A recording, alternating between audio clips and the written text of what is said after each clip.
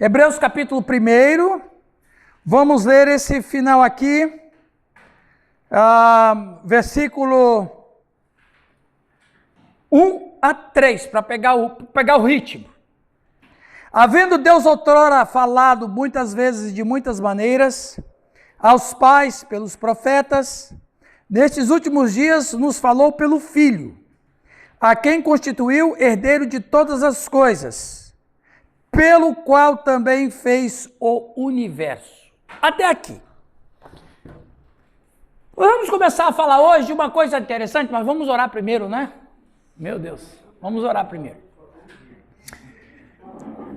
Nosso Deus, obrigado por esta manhã que o Senhor Deus nos concede, pelos irmãos e irmãs que estão aqui, pela sua palavra que nós vamos estudar. Pedimos que teu Espírito Santo esteja nos enchendo nessa manhã de compreensão de todos nós, naquilo que o Senhor Deus tem reservado para nós. Nos abençoa, em nome de Jesus Cristo. Amém.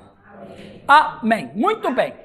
Vamos começar aqui. Talvez você vai falar, uai, eternidade?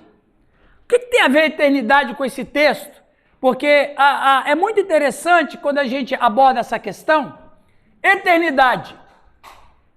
Eternidade não é uma situação onde o tempo não tem fim. Às vezes as pessoas pensam, Meira, que eternidade, o céu, a eternidade, onde o tempo não tem fim. Eu lembro até que muitos anos atrás, quando eu aceitei Jesus Cristo, eu lembro que faz tempo, uma eternidade.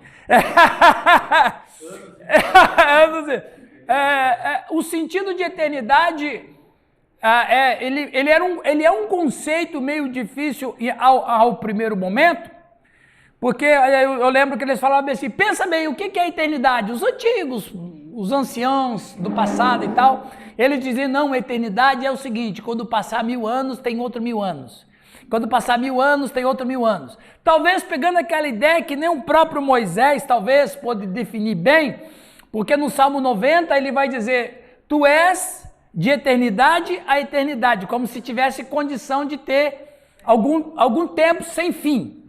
E na verdade, a eternidade não é um lugar onde o tempo não tem fim. Eternidade é um local onde não tem tempo. Não tem tempo, simplesmente, Raquel, não existe tempo. A eternidade também pode ser uma palavra atemporal, intemporal. Eles são termos que se conversam. Por quê? Porque como nós estamos presos no tempo, nós não temos ideia de que é de fato eternidade. Como é que você pode imaginar assim, o que é eternidade? Por exemplo, você crê que Jesus vai voltar? Eu creio que Jesus vai voltar. Quando ele vai voltar? Não sei quando ele vai voltar. Como diz aquele antigo hino, será de manhã ou no romper do dia? Quando será? Quando a luz penetrar. Então a gente não sabe que dia vai ser. Mas esse é um problema nosso, porque na eternidade não está acontecendo essa questão de tempo. É até ilógico a gente imaginar isso. Por que eu trago esse tema, eternidade? Porque esse texto, a última frase do texto, que você vai entender bem, é que a quem constituiu o herdeiro de todas as coisas, pelo qual também fez o universo.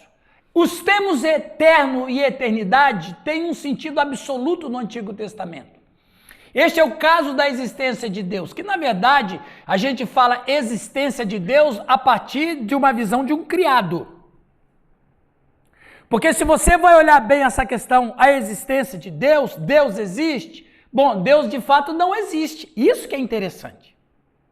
Porque existência só pode ter quando o que veio à existência sofreu uma influência externa. Quando você fala assim que Deus existe, Newton, quem criou Deus então? Então você simplesmente fica meio, é mesmo, né? Na verdade, o problema não é de Deus, o problema é nosso, porque como seres criados, presos no tempo e acostumados a tudo que é criado, a gente usa erradamente, mas Deus tem misericórdia de nós, porque a gente não tem outro jeito de falar, sobre Deus, porque de fato Deus é. Ele é autoexistente, ele é a causa não causada. Por exemplo, em Hebreus vai dizer assim, Hebreus 11:6, que é necessário que todo aquele que se aproxima de Deus creia que ele existe. Mas no grego original não existe a palavra existe. No grego original está dizendo creia que ele é, ego eimi. Mas como é que você vai traduzir isso? Quem dá o sentido mais correto é o Salmo 14. Diz o insensato no seu coração, não há Deus. O há não é no sentido de existência, é no há no sentido de ser. Então Deus é, eu existo, mas Deus é.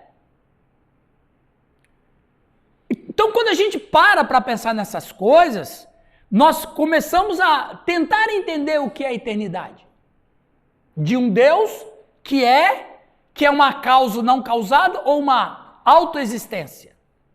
É difícil para a gente elaborar isso, porque a nossa mente é finita e é uma mente criada. Tudo em nossa volta a gente está acostumado com criação. Você cria filho, filho nasce, você planta, tudo, os objetos, os materiais, tudo passa pelo processo da criação. Tudo você cria, eu crio, nós criamos. Então a ideia nossa é de criação. Então quando a gente fala assim, Deus existe, porque é uma mente de criação. Então Deus ele é autoexistente, ele é o sustentador da história, o sustentador da vida e tal. Então, este é o caso da existência de Deus, Deuteronômio 32:40, Salmo 90, 1 e 2. Já fiz referência. Que se distingue da curta e fugaz existência terrena da humanidade. A mesma interpretação de eterno é consistente com os atributos de Deus, seu poder, a sua superioridade sobre todos os seres criados. Aí tem um monte de textos. Aí você veja bem, lá no Salmo 8, você vai observar que, olha que impressionante, Salmo 8 diz assim, Salmo 8, Eclesiastes 3,14, Deus fez tudo no seu devido, formoso no seu devido tempo e colocou a eternidade no coração do homem. Esse texto de Eclesiastes, ele é muito, ele abre uma porta da gente pensar assim, nós somos seres finitos, não é verdade? Somos ou não somos? Como que um ser finito administra a eternidade? É loucura isso. Ora, se o texto diz que Deus pôs a eternidade no coração de um ser finito, tem uma contradição aí. Como é que a Sandra, que é mortal, que é finita, tem algo dentro dela que é eterno? E é este sentido de eternidade que tem dentro de nós que faz a gente viver com perspectiva boa. Por exemplo, essa tradução que geralmente as pessoas utilizam, né? Uhum. Que Deus coloca não a eternidade em si, mas o desejo pelo eterno. Mas então, como é que um ser finito deseja pelo eterno se ele é finito? Se ele é finito, ele não tem desejo nenhum. O desejo dele é acabar isso aqui, uai. Mas se tem um princípio de eternidade dentro de nós, vai me levar a não aceitar a minha finitude. Olha que interessante. Quando você está no funeral, eu espero em Deus que demore muito para você estar no funeral, mas quando você pode observar que a cultura humana, Luiz, é o seguinte, por que todo mundo que chega no funeral tem que olhar o caixão? Exatamente. Sabe por que você vai olhar o caixão e eu vou olhar o caixão? Porque no fundo, eu não acredito que ele morreu.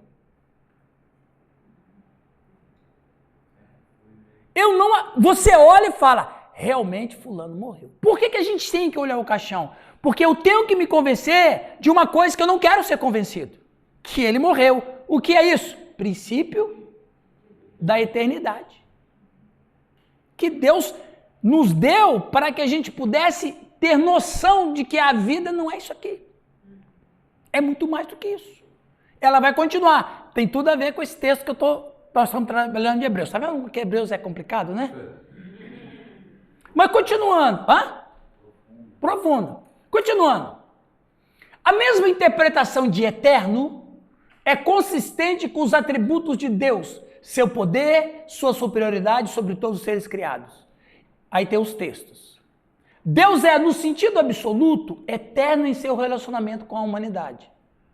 Ele é uma luz eterna para o seu povo, ele é o rei eterno, seu poder é eterno, seu amor é eterno, porém, a sua misericórdia é eterna, sua fidelidade é eterna, mas também sua ira é eterna em relação ao pecado e seus efeitos. Absolutamente eterna é a sua salvação, sua justiça, sua nova aliança. O Messias, o Salvador prometido, é chamado de o Pai eterno, o Pai da eternidade. A palavra de Deus é eterna. Então, tudo que gira em torno de Deus é eterno. Agora, pensa bem, Vânia. Se tudo que gira em torno de Deus é eterno, e se esse ser que é eterno me cria a sua imagem e semelhança, o que nem o pecado conseguiu tirar de nós? O princípio de eternidade. Princípio da eternidade. Então, algo me leva a entender o seguinte: eu morro, mas tem algo que me diz que não é o fim de tudo. Então, quando você fala, o que é a morte então? A morte tem uma mensagem, por mais que ela seja extremamente dolorosa, a morte tem uma mensagem boa no final dela. Qual? O mal não prevaleceu para sempre, ele vai ter um fim também. Ou você imagina um Hitler que não morre. O Mao Tse Tung que não morre. Percebe? A morte é terrível, é trágica, mas ela tem essa mensagem: o mal vai acabar. A morte acontecendo está dizendo o mal foi vencido. Para aqueles que creem em Jesus Cristo, não é o fim. Para aqueles que não creem em Jesus Cristo, também não é o fim, mas será uma eternidade terrível. Né? Continuando.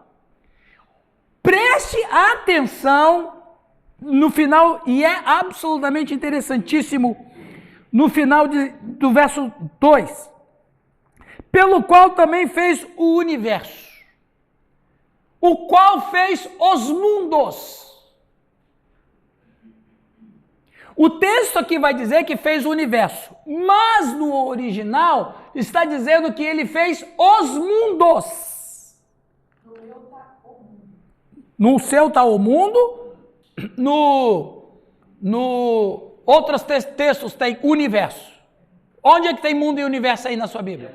Mundo, universo, depende da tradução. Universo.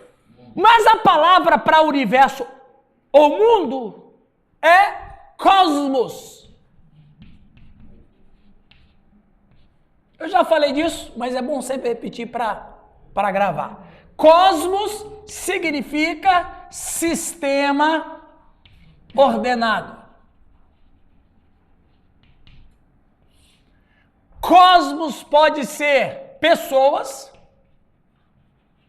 Aí eu vou ler João 3,16, porque Deus amou o mundo, e no grego é cosmos. Então, lendo nesse seu contexto, ele está se referindo a pessoas. Pode ser universo. Aí nós podemos ler Hebreus 11:1, que o universo foi criado pela sua palavra, cosmos. Mas também pode ser um sistema de pecado, como 1 João 2,15. Não ameis o mundo, nem as coisas que há no mundo. Nesses três textos, nós vamos encontrar a palavra cosmos. Mas nesse texto em Hebreus não tem a palavra cosmos, nesse texto em Hebreus tem a palavra aion, que é, no seu sentido, a gente vai ver isso aqui, o aion, ele tem um sentido de plural. Olha que impressionante. Na Septuaginta, o que foi a Septuaginta? O que foi a Septuaginta?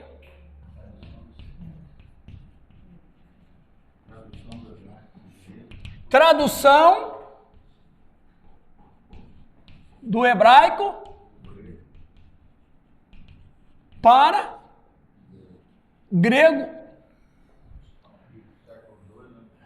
Lá para o ano 170, com os ptolemaicos. O Ptolomeu Soter, ele foi o imperador que dominava a Palestina, mais ou menos no ano 170 a.C.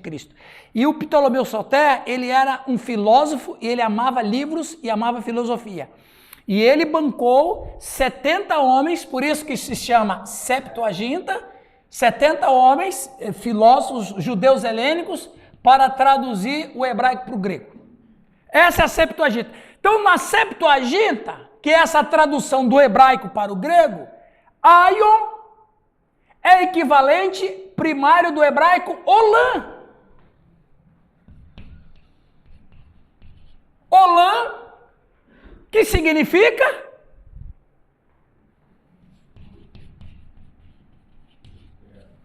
eterno. Pera lá, tá acontecendo uma coisa aqui interessante.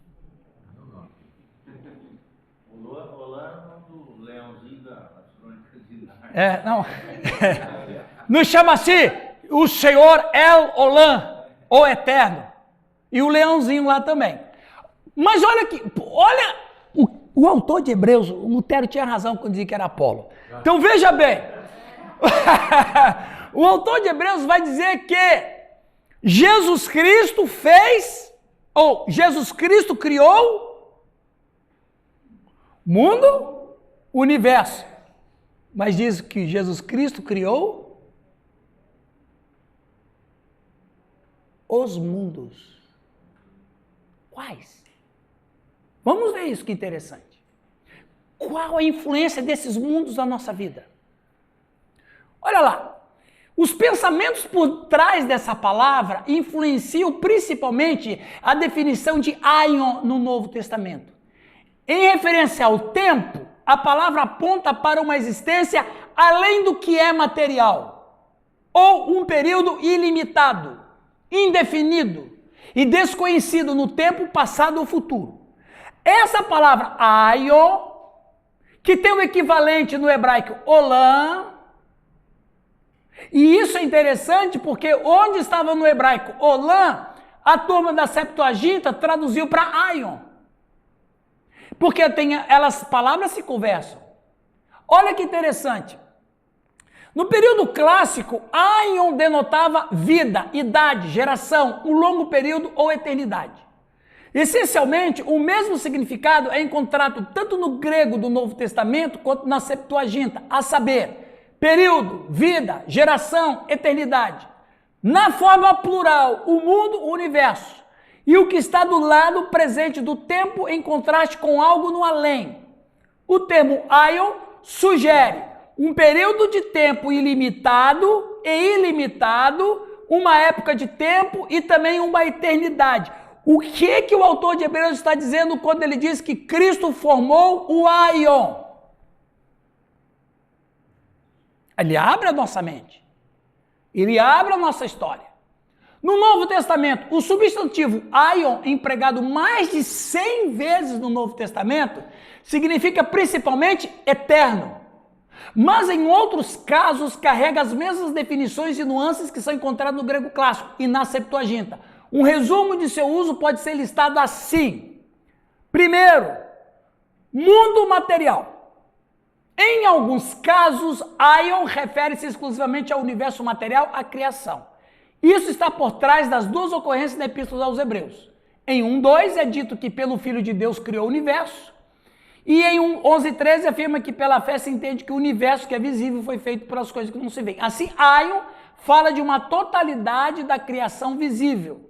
Esta é uma maneira muito incomum de usar a palavra, já que o termo usual para o mundo material é cosmos. Então, se o texto está usando a palavra aion para coisas criadas, sendo que essa palavra não é feita para coisas criadas, mas é cosmos, esse aion significa que esse mundo não é um mundo só que a gente conheça. Eu sei que vocês estão meio viajando, mas vamos lá. Enquanto cosmos conota o mundo em termos de espaço, vocês já vão entender perfeitamente. Aion designa o mundo em termos de tempo. Cosmos, bem como Aion, formam a estrutura da existência da humanidade. Além disso, os gregos, talvez como muitas outras nações, imaginaram uma era eterna por vir. Opa! Está começando a ficar claro, Sandra. Aion era até mesmo o Deus da eternidade para alguns povos religiosos primitivos. O que de fato o autor de Hebreus está dizendo? Por que ele pode falar que Jesus Cristo criou o Aion? Porque Jesus Cristo é o que possibilita a vida na existência material e possibilita a existência no mundo vindouro ou espiritual. Em outras palavras, olha que impressionante. E aqui a gente vê, Alex, como que o nosso conhecimento de Jesus ainda é tão pequeno. É tão pequeno. O que o autor de Hebreus está dizendo é que Jesus Cristo, ele cria o mundo pelo seu sacrifício, mas pelo seu sacrifício ele possibilita uma criação do mundo eterno, do qual esse mundo vai influenciar a nossa vida. Ou seja, aí nós temos dois mundos. É muito informativo descobrir como a era vindoura é distinta da era atual. A era atual agora contrasta todas as eras futuras. Pantas tous aionas, Judas 25. E o dia da eternidade, emeran aionos, 2 Pedro 3,18. Assim, o tempo presente está em antítese à eternidade. Efésios 1,21. Cristo é declarado como estando muito acima de todo principado e potestade, poder e domínio, e todo nome que se nomeia, não somente nesse mundo, mas também no vindouro. Outros textos representam a era atual em justa posição à era vindoura. O que o Hebreus está dizendo? Ele está dizendo que o mundo vindouro, o mundo atual, qual é a relação? Qual é a relação? O mundo vindouro influencia o mundo atual, porque ambos são...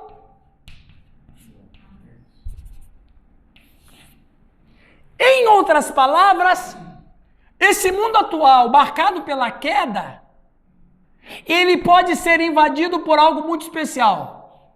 O mundo vindouro. Qual é o mundo vindouro? O reino de Deus que virá. O próprio Hebreus vai dizer que, está um pouco lá na frente, mas eu acho importante a gente ler para a nossa compreensão. Hebreus capítulo 6, eu vou pedir que o Giovanni leia, versículo 4 e 5.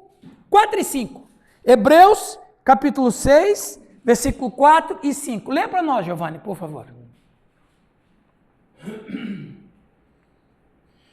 Hebreus 6, 4 e 5. 4 e 5. O que diz lá? Olha que interessante. É impossível, pois, que aqueles que uma vez foram iluminados e provaram o dom celestial e se tornaram participantes do Espírito Santo e provaram a boa palavra de Deus e os poderes do mundo vindouro. Até aí? Tá aí.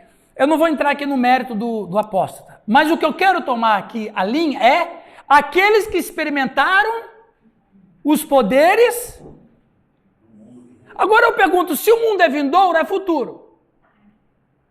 Ora, como é possível o mundo vindouro voltar atrás? Exatamente, é isso, Sandra. O mundo está por vir, mas esse mundo que está por vir está influenciando o nosso presente. Tempo fora de tempo. O que nós estamos falando? Perceberam? Por que eu fiz toda essa apresentação da palavra? Porque essa palavra aion, é o resumo do que Cristo está fazendo na vida de cada um de nós. Por exemplo, Deus e a Trindade, né? Habitam na eternidade. A eternidade é um lugar que está fora do tempo. Aqui está o tempo. Nós estamos aqui. A eternidade está fora do tempo. Para nós, o mundo vindouro está aqui. Ok? Mas para nós, o mundo vindouro nunca vai estar aqui. Ele sempre vai estar onde nós estamos. E aqui tem um princípio interessante. A gente fala assim, Luiz, não, eu tenho que me preparar para o futuro. Não é assim que a gente fala na nossa cultura humana? Não, eu tenho que me preparar para o futuro. Não, eu tenho que me preparar para o futuro. Sendo que o futuro não existe. Mas no final dos tempos, sim. Sim, vai chegar. O final do século vai chegar. Mas, quando a gente fala de Jesus Cristo e da salvação,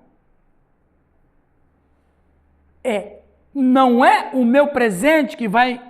Eu não vou viver o presente preparando o meu futuro. Mas na história da salvação, é o futuro que me prepara no meu presente. Vocês entenderam? Por favor, eu preciso que vocês entendam isso. Quando Jesus Cristo morreu e ressuscitou, há uma propiciação de que o mundo que já foi criado físico, o cosmos que foi criado físico por ele, somando com o mundo vindouro que está influenciando o nosso presente, quando que a soma desses dois mundos se formam o aion, ou a eternidade. Em outras palavras, quem hoje está na presença de Jesus Cristo como Filho de Deus, está experimentando o futuro. Por isso que quando alguém morre, o Newton vai olhar para se o cara está morto mesmo. Não, se for um cara chato, aí que ele vai olhar para confirmar, graças a Deus. Aliás, só um parênteses sobre isso. Há alguns anos atrás, morreu uma pessoa numa determinada cidade, muito carismática, conhecia muita gente, e era um empresário e tal, e conhecia toda a cidade e tal, e essa pessoa também devia muito dinheiro, para banco, para agiota, E ele morreu num acidente, morreu. E aí tinha um pastor que era muito conhecido, amigo dele, e foi lá no funeral do camarada e disse, estou aqui porque eu vou ressuscitar ele aqui. Eu tenho poder para ressuscitar esse camarada aqui. Não deveria fazer isso, mas tudo bem. E aí, como o Luiz falou, né? Aí eu tenho poder para ressuscitar esse camarada aqui. E lá estavam presentes até mesmo os caras que deviam receber o dinheiro dele. E eles estavam louquinhos para que o outro ressuscitasse mesmo, porque vai que ele morre de novo e ele vai morrer, então eu quero que ele ressuscita mesmo, porque ele tem que pagar o dinheiro que me deve. Essa história que o Luiz contou, foi um cara que você vai ver mesmo se morreu. Mas o que eu quero, o que a Bíblia comunica com todos nós? É o seguinte, pastores, o que você precisa ensinar mais ainda na sua comunidade, para ter uma comunidade transformada, é ensinar o princípio da eternidade para o nosso povo. O nosso povo sofre, o nosso povo é tentado, o nosso povo passa por doença, o nosso povo passa por desemprego, o nosso povo passa por problema de relacionamento, mas se a gente ficar alimentando, se a gente só falar isso, Deus vai dar vitória, Deus está com você, se eu falo isso sem que tenha uma perspectiva melhor, isso aí é uma endorfina que vai passar logo. Porque o cara vai sofrer de novo. E você vai com os mesmos argumentos. Aí o camarada, o cara fica bem e tal, mas ele vai sofrer de novo. A vida nossa é um eterno sofrimento. O que pode calar a nosso sofrimento enquanto vivemos é a presença do mundo vindouro, ou eternidade. A perspectiva da eternidade, a certeza da eternidade, o mundo que Cristo criou para nós também é a eternidade. Então, a eternidade tem que invadir o meu espaço. Quando eu sofrer, eu vou dizer, tá duro, tá difícil, mas Deus é comigo e eu tenho uma eternidade.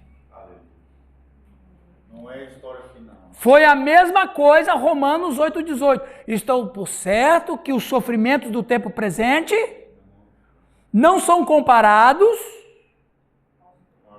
com a glória por vir. Ele está falando do quê, o apóstolo Paulo? Então, irmãos, você quer ter qualidade de vida na tua igreja? Eu sei que você quer. Se você começar sempre nas mensagens, nos estudos bíblicos, nas células, enfatizar a eternidade, enfatizar que a nossa vida não resume a isso aqui, que as nossas lutas que estão aqui vai passar. Só que quando a gente diz que as nossas lutas estão aqui e vão passar, mas se a gente não fala assim, essas lutas vão passar porque tem uma eternidade que nos espera, que está movimentando a nossa vida, ele vai ficar muito mais fortalecido quando a próxima luta chegar. Ele vai, não, isso aqui mesmo, mas Deus tem algo para mim e é isso que eu creio e amém. Por isso que o apóstolo Paulo disse que eu não vou ligar porque eu estou sofrendo, porque o que me alimenta é o mundo vindouro. É esse outro mundo que Cristo conquistou para mim. Seu Sidney, depois o pastor Sidney, depois o pastor Oswaldo ali. A gente tem dentro do processo de tratamento, quando a gente fala no tratamento... Você não quer falar no microfone? Não é melhor, porque daí sai no Viva Voz e você fica até mais empolgada. Pastor não pode pegar o microfone, rapaz. Quando a gente trabalha no processo de tratamento, a gente enfatiza bastante assim, que a grande maioria não vai buscar um tratamento, vai buscar um alívio. Quando as pessoas vão até o pastor, muitas vezes elas, se o pastor der para ela um processo para ela sair daquela dificuldade, ela não vai sair e não vai querer mais ficar perto do pastor.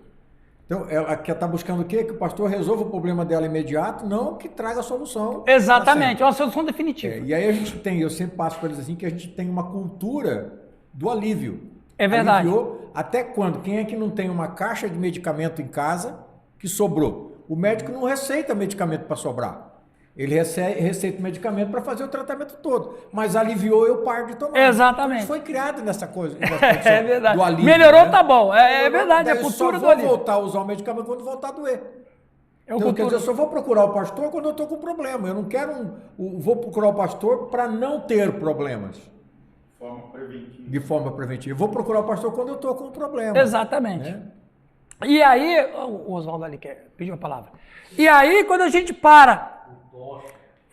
O tocha humana do CETEL.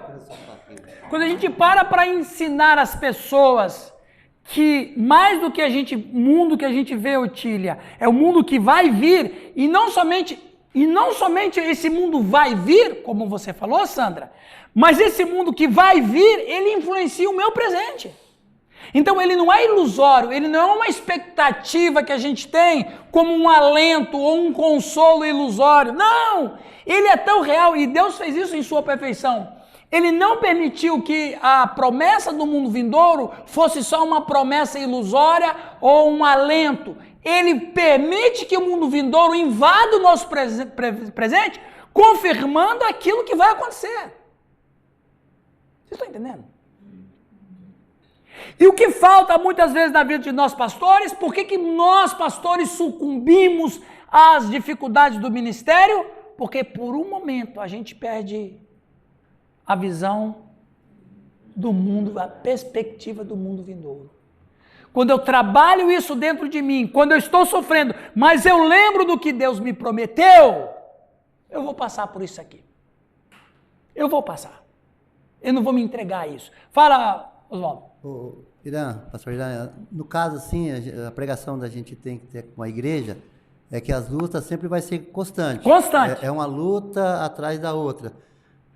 Agora a gente corre o risco quando só prega benção, que a pessoa só vai vencer e vai ser benção, então as pessoas depois se frustram, porque daí não dá certo. Exatamente. Então eu tenho comigo que a circunstância de fora não pode matar a eternidade que está dentro da gente. Exatamente. Que é o que você está falando aí. O problema, viu, pastor, você disse bem, eu quero acrescentar, a sua fala foi muito propícia. E não somente matar a eternidade que está dentro da pessoa, e o pior é quando nem tem eternidade lá dentro. E daí eu não sei o que é pior, a falta da eternidade dentro da pessoa, ou uma eternidade que está sendo sufocada. Não pode nublar a eternidade. Viu, pastor Oswaldo? Pastor Oswaldo, eu prefiro usar a palavra nublar, porque tirar ninguém tira, até o ímpio tem a eternidade nele. Mas pode nublar. Então o que o Alex Barreira das Frutas deve fazer? Ofuscar, nublar, cinzentar. Então veja, muito obrigado o Sidney e o Oswaldo. E o pastor Oswaldo e o pastor Sidney falaram a mesma coisa numa linguagem diferente. Ele fala numa linguagem mais técnica e o pastor Oswaldo fala numa linguagem mais espiritual, mas são termos intercambiáveis. A cultura do alívio e a cultura da bênção momentânea. Que é uma endorfina que no primeiro momento faz bem, mas não é o tratamento. É só para acabar com a febre, mas o que causa a febre continua lá dentro. Alguém ia falar? Pastor Sérgio. A questão aí do presente e futuro. Sim. Paulo fala ainda em Romanos 8:18 sobre isso, né? Pode falar. Porque para mim tenho por certo que as aflições deste tempo presente Isso. não são para se comparar, né, com a glória que em nós há de ser revelada. Só para contribuir com o assunto. Muito bem, e é verdade, muito bem contribuído, muito bem. Os irmãos estão... Jaqueline, tranquilo, Jaqueline. Tem que pegar esse microfone. Está fazendo sucesso. Ou em outras palavras, Larissa, todos os problemas que nós temos, e nós temos muitos, eles podem ser tratados com a certeza do que Deus preparou para nós. Ele não somente alivia o meu problema aqui, mas a eternidade que está por vir e que é presente no meu presente, o futuro que é presente no meu presente, me ajuda a levar as cargas. Exatamente isso. E aí o autor de Hebreus está dizendo o seguinte: como que vocês querem deixar a Cristo, que criou os mundos, para voltar para Moisés? Eu estava pensando, nessa comparação. Eu vou falar de Moisés ainda, mas só para falar uma coisa que me veio na mente ontem, quando eu estudava. Eu falei, vou compartilhar isso com a turma antes que eu esqueça, porque eu sou muito fácil de esquecer. Tantas provas que Cristo é maior que Moisés. Muitas provas, mas tem uma que mexeu com o meu coração quando eu estava estudando. Na verdade, eu assisti aquele seriado da Netflix sobre Moisés. Tem umas coisas interessantes, tem umas que é fantasia, mas tem umas coisas bem bíblicas lá. Você viu lá? Então, são 3 episódios, você assiste que você vai gostar. Tem muita coisa que não tem nada a ver, mas no geral é bom. Quando Moisés abre o Mar Vermelho e tal. E depois de estudando, eu fiquei pensando assim, Cristo maior que Moisés. Quando Moisés esteve diante do mar, o que Moisés fez? Abriu o mar. É poder ou não é? Quando Cristo esteve diante do mar, o que Cristo fez? Andou sobre as águas. Moisés abriu. Cristo é maior. Ele andou sobre as águas. Não, isso aí foi. Falei, meu Deus. Veio lá da terra do nunca. Veio lá da terra do nunca, do Peter Pan. Então, Cristo é maior que Moisés. Moisés abriu o mar. Cristo andou sobre o mar. Quem tem mais poder? Né? Aí o autor de Hebreus está dizendo, por que vocês querem voltar para Moisés quando vocês estão querendo deixar o que criou o raio? Ele não só criou o mundo físico, mas também criou o mundo vindouro para nós, que é a nossa esperança. Ali é o quê? 1 João 2,15? É, 2,15. Giovanni, lê para nós esse slide aí, já que você está com... Ô, pessoal, quem quer usar o microfone? Um novo microfone do Giovanni. O Nilton. Nossa, apóstolo tem que usar. Dá para ler, ô apóstolo Nilton? Vai lá, apóstolo. Lê para nós. Pessoal, vamos ouvir agora A voz apostólica da oitava. Estou emocionado de usar esse microfone. Esta era atual chegará ao seu fim. De fato, o tempo do fim já está presente. Jesus apareceu uma vez no fim do mundo para aniquilar o pecado pelo sacrifício de si mesmo. Hebreus 9, 26. A comunidade da fé no Novo Testamento, que é antes de tudo escatológica, vive nos últimos dias. Atos 2,17. O Senhor prometeu estar sempre com o seu povo até o fim dos tempos. Mateus 28, 20. Amém. Os sinais dos tempos alertam sobre o fim dos tempos e anunciam o retorno do Senhor. Mateus 24, 3. E quando o fim chegar, o Filho do Homem enviará seus anjos para separar os justos dos ímpios. Ou, em outras palavras, o que o Newton leu, quando Jesus Cristo voltar, o que ele vai trazer? O mundo vindouro. E o mundo, e como o Newton leu, e a era atual vai ser absorvida pelo mundo vindouro. Alguém pode dizer um amém? Amém. Em outras palavras, esse mundo aqui vai ser colapsado. Não destruído. Ele vai ser engolido pelo mundo que vai vir, do qual nós temos a presença dele agora. Por isso que a vida cristã é uma dinâmica interessantíssima. Na vida cristã e no mundo que vivemos, presta atenção, irmãos, o cristão é o único sujeito da face da terra que vive dois mundos em um só. E é por isso que o Sérgio, tem dois, o Sérgio frito e o assado, né? É por isso que o Sérgio assado, ele, e acompanhando a palavra do Oswaldo, é por isso que o Sérgio Janiani, ele vive no mundo caído, mas com a presença do mundo vindouro, por isso que faz ele ser um vencedor. Quem é o vencedor? É aquele que consegue resolver os problemas de forma momentânea? Não. O vencedor é aquele que se porta no mundo caído, vivendo o mundo futuro na vida dele. Esse é o vencedor. Então, ninguém pode me vencer. Por quê? Você é poderoso? Não. Porque eu tenho o poder do mundo vindouro nesse mundo caído. Aquilo que vai ser... isso que vai ser absorvido pelo que virá, já me absorveu. Ele já está em mim.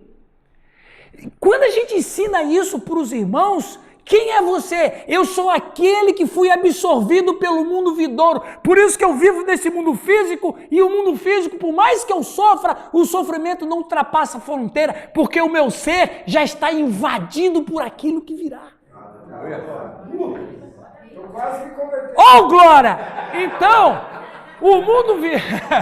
Não, e se ele se converter, vai passar pelo 8º batismo. Aí, é o gol do batismo. Fala, Oswaldo. Não seria assim quando Jesus falou assim que... Vai para 8ª, vai estar na 8ª ainda. 8ª. Da sexta ele vai passar por 8ª. Sim. Esse mundo que está, nos dois mundos que você está falando aqui, Aham. seria tipo assim, quando Jesus falou, o meu reino já está no meio de vós. Exatamente. Já está vendo... Os poderes do mundo vindouro. Por que o diabo, ele não vence o cristão? Porque, eu tô com o poder do mundo que vai absorver você. Do qual você não vai fazer parte. Por isso que você não me toca. Por isso que o João diz, né? Que o maligno não toca, porque eu não pertenço mais a esse mundo. O próprio Cristo disse, vocês não são desse mundo, como eu também não sou. Ora, se eu não sou desse mundo, de que mundo eu sou? Do mundo vindouro, do reino que chegará. Então melhor que Elon Musk.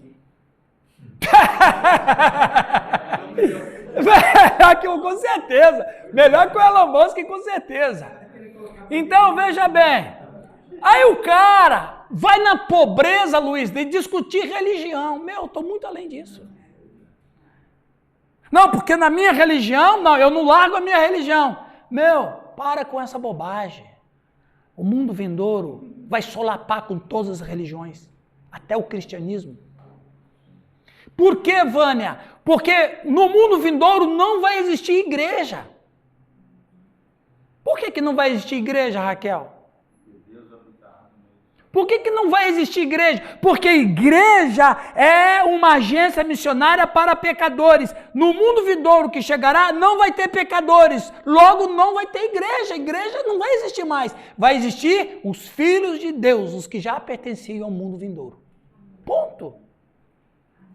A igreja, ela é o último pente fino da história de Deus para a salvação dos perdidos. Não tem mais perdido para salvar? Não tem mais igreja. O que vai existir? Os filhos de Deus que faziam parte do mundo vindouro. Ponto. Oi? Tem gente que está usando a igreja não para salvação. Não, exatamente. Mas para uma diversão religiosa, um consumo religioso, a manutenção do poder, que é a maior idiotice o camarada ficar imaginando o poder eclesiástico quando eu estou cheio do mundo vindouro. Percebe? Só deixa claro que você é contra a igreja. Não tem nada, não estou falando nem de... Não, igreja, ela é como, eu falei aqui, a igreja como agência missionária para salvar pecadores. Eu falei, né?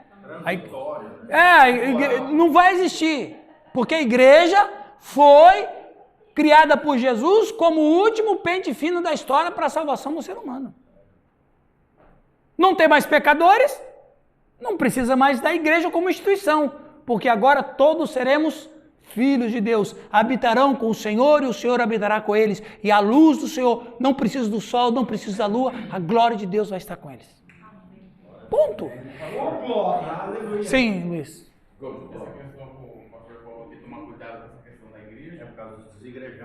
Porque hoje, aqui no Brasil, a quantidade gigantesca de desigrejados é um termo que não era usado lá atrás. Então, o cara sair da igreja, acabou. Igreja, ou não vai ou vai. Agora, esse termo desigrejado já tem milhões de... Já tem muito. Inclusive, o Caio Fábio fez um podcast no ano passado, e ele falou que isso aí vai ultrapassar a margem até a quantidade de evangélicos do Brasil continuando a ser chamados. Não, eu acredito que não vai chegar nisso, mas vai chegar num número bem alto. O cara vai na igreja 30 dias, ele já sai e fala que é desigrejado, e ele é a igreja e acabou. Enfim, aí já é os camaradas... Mas a sua fala foi muito importante nesse sentido. Quando eu falei igreja não vai existir, não estou falando da instituição, eu estou falando não vai existir no mundo vindouro, porque não vai precisar de ter pecadores para se converter. Eu fui claro com isso. Eternidade. Agora, o que o Luiz está falando é que agora eles estão usando esse termo que vai ser no mundo vindouro. Não, mas agora não pode fazer isso. Porque nós vivemos num mundo onde tem pecadores para ser salvo, então a igreja tem que estar presente. Cara que não quer libertar. Tá. Só ele. É porque os igrejados eles não têm Cristo. Não tem. Acha que tem. O cara acha que tem. É igual petista. O cara, olha, não existe, não, como dizia lá o finado, como é que é o nome daquele padre lá exorcista? Não existe. Ó Quevedo, padre, como dizia o finado padre Quevedo, não existe eu sou igreja. Não existe o eu sou igreja. Igreja é coletividade, cara. Não, é assembleia. Os irmãos estão começando a entender, olha, até agora, 48 minutos de aula só para explicar que Cristo criou os mundos.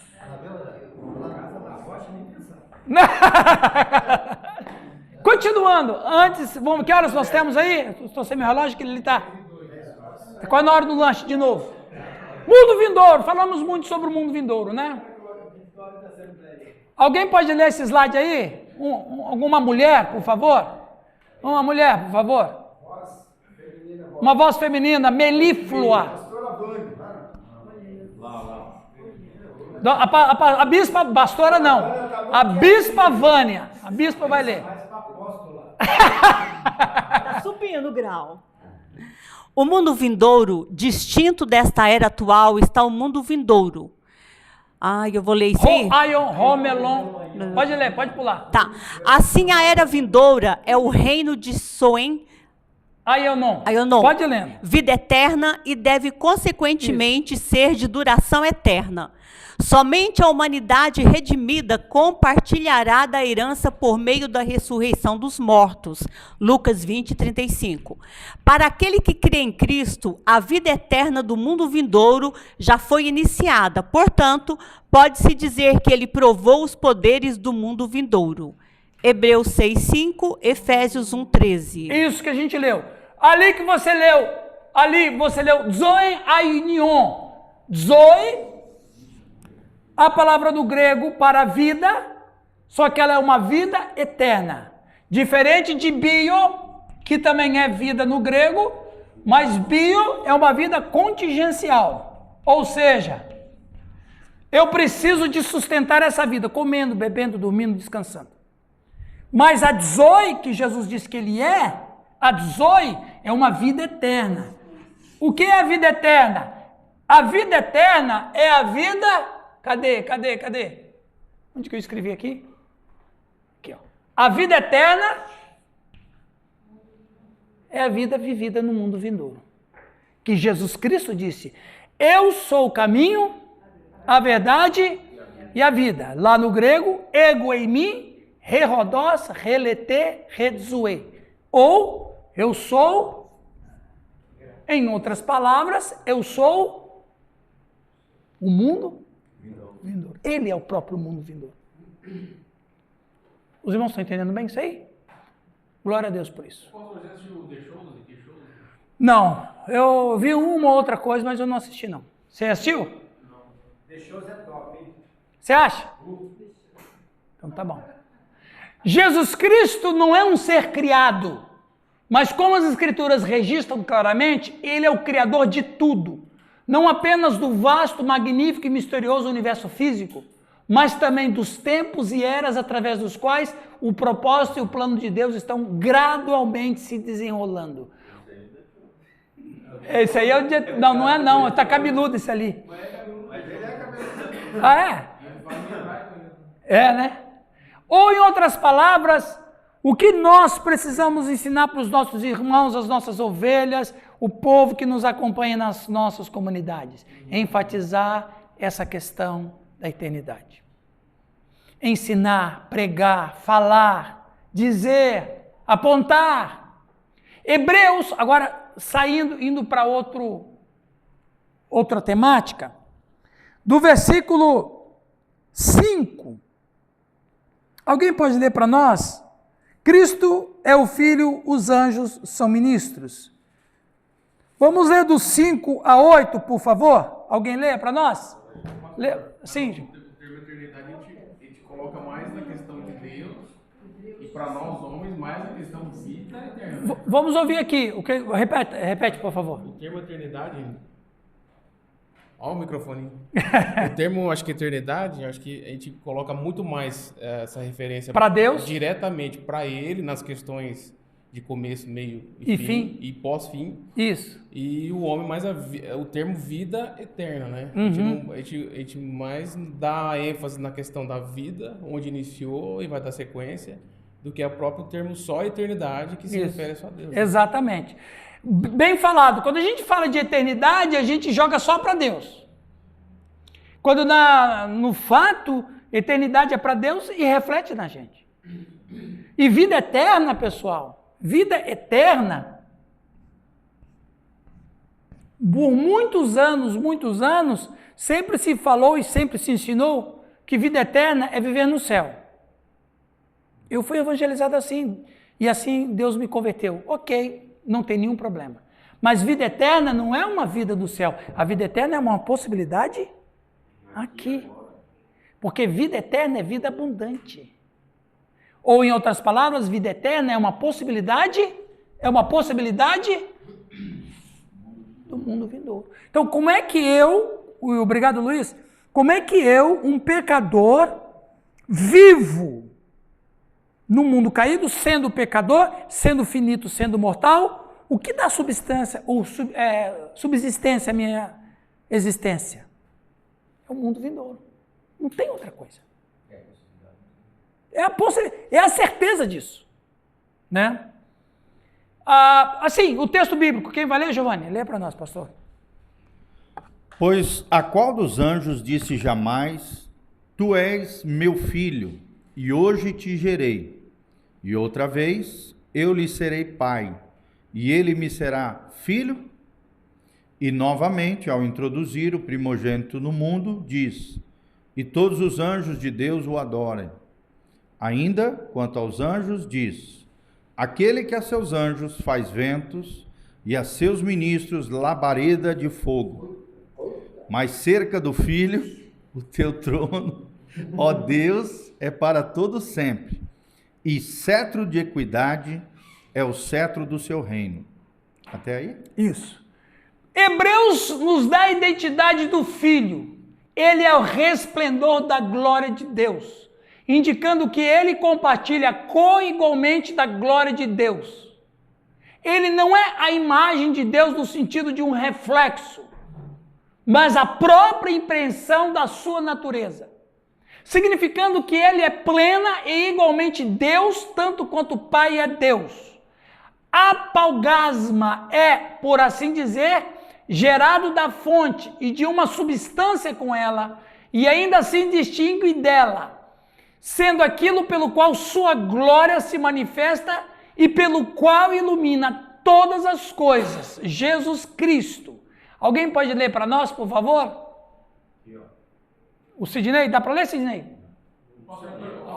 Oi, o Sidney? Essas duas linhas que a gente tem da reforma. Vamos ouvir aqui o Luizão antes. Peraí, a gente vê que um leva para que a pessoa comece a vida eterna, igual o senhor falou aqui. Então ele começa quando ele nasce, a vida eterna aqui, e o outro leva para falar que a vida eterna começa no batismo. Então seria duas linhas que vai chegar no mesmo ponto onde você está falando aí, só que o início são diferentes. Na visão, seria isso. Então, na verdade, assim, o que eu vou pelo que diz a Escritura, pode depois você ler lá. Eu vou assim, Luiz. A vida eterna começa no ato da conversão. Novo nascimento, o que é nascido do alto é o novo é a conversão, é a nova criatura que nasce na pregação do evangelho e na conversão a Cristo. Então a vida eterna começa ali. O batismo, ele é uma ordenança do Senhor Jesus, do qual ele está confessando publicamente e exteriormente o que já aconteceu dentro dele. O batismo é um meio de graça porque nele está agarrado as promessas de Deus e do Evangelho. Mas a vida eterna começa no ato da conversão. O batismo é uma ordenança sagrada que confirma aquilo que ele já fez pela sua boca, que é confessar a Jesus Cristo. Então, e essa questão do batismo ela é muito impressionante, porque nós falamos do batismo apenas como um elemento água, né? Então, o batismo não é só um elemento água. O batismo, ele é um elemento especial. O Lutero dizia que a água continua água. Ela é só um elemento visível, físico. Mas é o que está agarrado no ato é que, de fato, compensa. A realidade espiritual do que ele representa, né? Sim, vamos ler ali? A pessoa do Filho é assim representada, não como alguém separado de Deus, irradiado por sua glória, mas como ele mesmo o brilho de sua glória. Aqui em Hebreus 1, o Filho emana ou irradia a glória de Deus ativamente de si mesmo, não apenas como um reflexo positivo. Passivo, perdão. O Filho não é um espelho da glória do Pai. Irradia a própria glória de Deus. Deus que não dá a sua glória a outro. Isaías 42:8, Isaías 42:11. Tem um Filho eterno, coigual a ele, que irradia a mesma glória divina. Ora, se Deus não dá a sua glória para ninguém, como que a glória está no Filho? Esse Filho só pode ser uma das pessoas de Deus. Coigual. Ou seja, Deus é só um título. que representa a Trindade.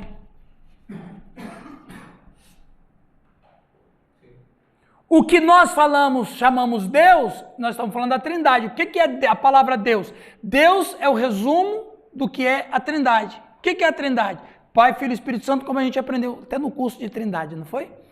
Foi muito bom aquele curso, né? Inclusive, foi tão bom aquele curso que eu fiz a proposta com o Steph do CETEL e nós colocamos na grade curricular sobre Trindade e Antropologia.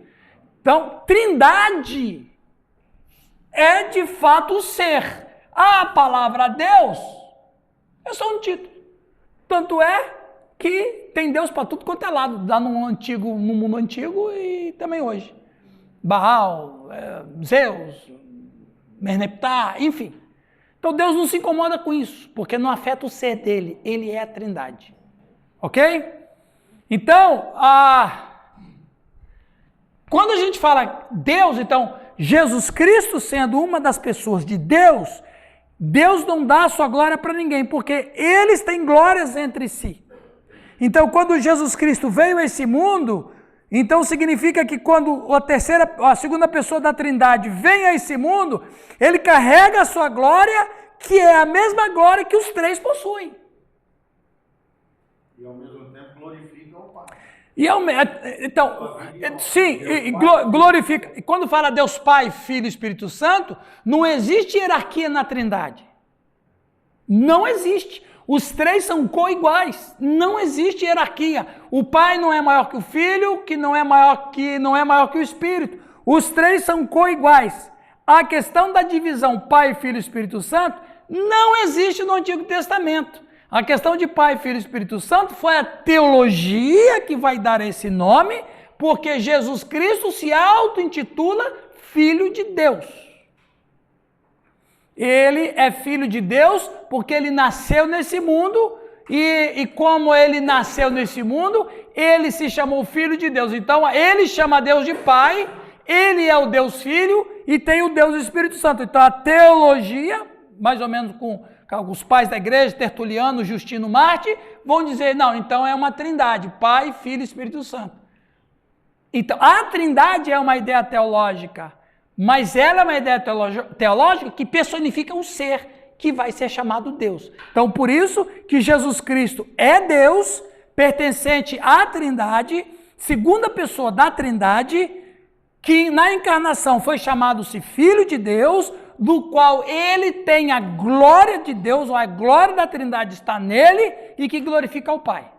Podemos entender assim, que Deus, ele não mandou Jesus vir, ele conduziu aquilo. Não, então quando fala assim que Deus amou o mundo de tal maneira, ou seja, a Trindade amou o mundo de tal maneira que Deus mandou ele mesmo. Por exemplo, vamos dizer aqui uma diretoria. Então uma diretoria tem 5 pessoas na diretoria. Então a diretoria vai visitar um campo missionário, como o pastor Sérgio às vezes fala comigo. Ok, a diretoria, 5 pessoas falaram, vamos conhecer aquele campo missionário. Ok, então qual de nós vai lá? O Sérgio. Então a diretoria mandou o Sérgio, mas o Sérgio faz parte da diretoria. Deus amou o mundo de tal maneira, quem? A Trindade. Deus amou o mundo de tal maneira que a Trindade enviou. Então, Jesus Cristo é Deus em nome da Trindade. Porque a Trindade é que vai salvar. Amém? Amém. Na pessoa do Filho. Professor, fala, meu querido. Eu ouvi uma pregação. Esse microfone é mágico. Deus Pai dando ideia do Criador, Deus Filho Redentor e Deus Espírito Santo Santificador. Sim. É correto essa... Olha, repete aí. Eu ouvi uma pregação colocando funções distintas da Trindade. Sim. O Pai como Criador, o Filho como Redentor e o Espírito Santo como Santificador. É correto essa... A princípio não há nenhum problema de estar incorreto ou de gerar heresia. Na verdade, esse escalonamento quem fez foi a teologia. Não está isso na Bíblia. Biblicamente... Porque é o seguinte, nós seres humanos gostamos de talvez até mesmo pela nossa natureza, nós gostamos de deixar as coisas distintas para a nossa compreensão. Classificar. A gente classifica para a nossa compreensão. Então, quando você fala assim, Deus criador, não, Deus não é criador, todos criaram, os três criaram. Então, o Pai, exatamente, o Pai criou. Não, a Bíblia nunca diz isso. A Bíblia diz que quem criou? No princípio, criou Deus. Quem é Deus? A Trindade. Então, no princípio, a Trindade criou. Então, essa ideia de dizer que o Pai criou é bonito, é romântico, não é heresia, mas não é real. É para nossa compreensão. Porque nós gostamos de padrões. Nós, Otília, trabalhamos com padrões. Simplificar para compreensão. Ah, o Filho salvou. É verdade, Jesus Cristo é o Salvador. Mas a Bíblia vai dizer em 1 Coríntios que Deus estava em Cristo na cruz reconciliando o mundo. Aí entra aquele argumento que Jesus fala, Pai, por que me desamparaste? Ah, isso é muito bom, mas não tem nada a ver, não. Na verdade, esse Pai, por que me desamparaste, é bom que a gente está dentro do tema. Essa fala, eu vou terminar com essa fala. Quando Jesus disse lá, Deus meu, por que me desamparaste? Foi muito bom você falar. Eu sei, os pastores aqui não me joguem tomate. Hã? Luiz, por favor, não jogue tomate. Ele está com olhos de giraia, até aqueles raiozinhos. Já viram aqueles memezinhos do raiozinho? Ele já está ali, ó. O Deus meu, por que me desamparaste? Não tem nenhuma relação que Deus Pai abandonou o Filho. Por uma questão teológica, por uma questão de etimologia. Porque a Trindade não se separa. Lembra do que nós falamos desse termo aqui? Pericorese. A Trindade não se separa nunca. Não tem ruptura na Trindade. Não tem fratura na Trindade. O que Cristo falou, Deus meu, por que me desamparaste? Ele está fazendo uma citação do Salmo 22. O Salmo 22 é o Salmo messiânico, que o rei Davi, ele profeticamente está dizendo assim, Deus meu, por que me desamparaste? E você lê todo o Salmo 22, vê que é um Salmo messiânico. Por que Jesus cita o Salmo 22 em aramaico? Em aramaico. Oi? É, né? Por quê? O hebraico é a língua sagrada para o estudo. O aramaico é a língua do lamento. Os antigos, eles faziam isso, não sei se o Giovanni já estudou isso. O latim é para a paixão, o grego é para a filosofia, o hebraico é para o estudo e o aramaico é para o lamento. Tinha uma ligação com o cativeiro da bastante. Então, os antigos faziam isso. Jesus cita o Salmo 22, não em hebraico, ele cita o Salmo 22 em aramaico.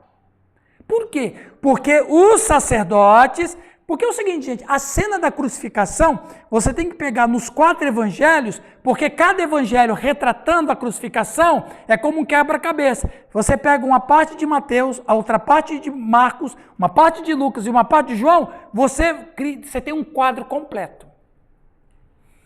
Os sacerdotes estão dizendo assim, desça da cruz para que creamos que tu és o Messias. Jesus Cristo, ele começa a recitar o Salmo 22. Vocês querem uma prova? Não é eu descendo daqui. Eu vou dizer quem eu sou. Aí ele cita, Deus meu, por que me desamparaste? Vocês querem uma prova?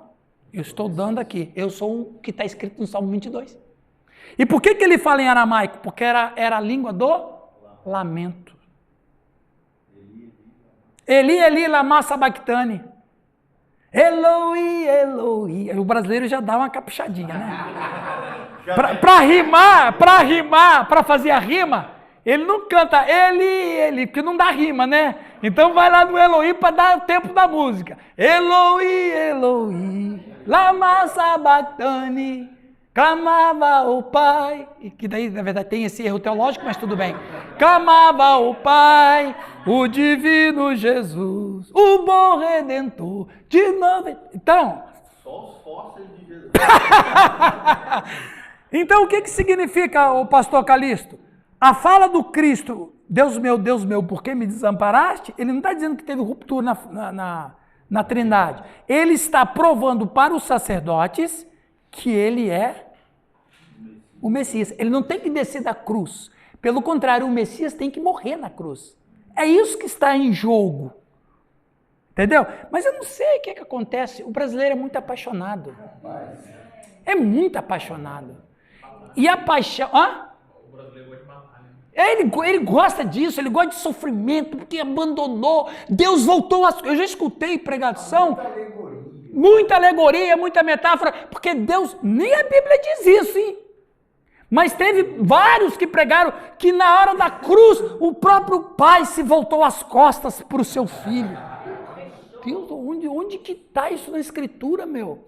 Mas é o arrobo da pregação, é a paixão, entendeu? E não é bem nesse sentido. Então, Jesus Cristo, a segunda pessoa da Trindade, veio a esse mundo cumprir a missão de quem? Deus Pai? Não. Ele veio cumprir a missão da Trindade. Foi a Trindade que enviou ele. Qual de nós vai? O Filho disse, eu vou. Antes da fundação do mundo, nem foi depois do pecado, foi antes da fundação do mundo. Ele aceitou vir nessa missão. Então, eu acho... eu não vou nem falar não, porque daí... Vai mexer com milindres. Vai mexer com milindres. Então vamos parar aqui, amém, queridos? Vamos tomar um cafezinho, depois a gente volta em nome de Jesus. Alex, você tá doido pra beber um café? Jogo de bola.